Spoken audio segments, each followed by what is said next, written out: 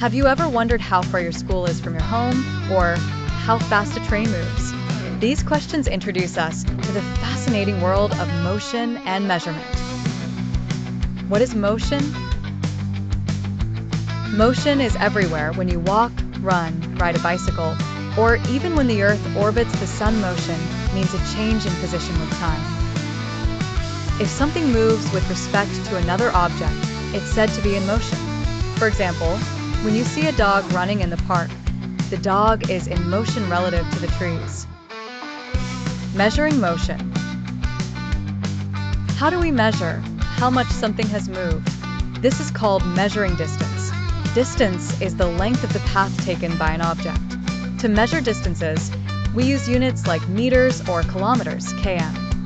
Ein Kilometer equals 1000 meters. Did you know? Long ago, people used their body parts as measurement units.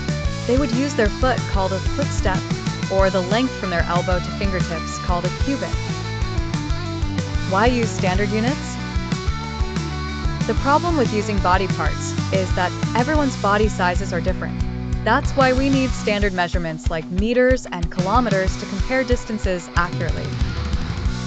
Activity time. Want to see how far you can walk in 10 seconds?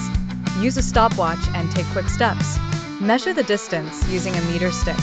Compare it with your friends. Fun fact.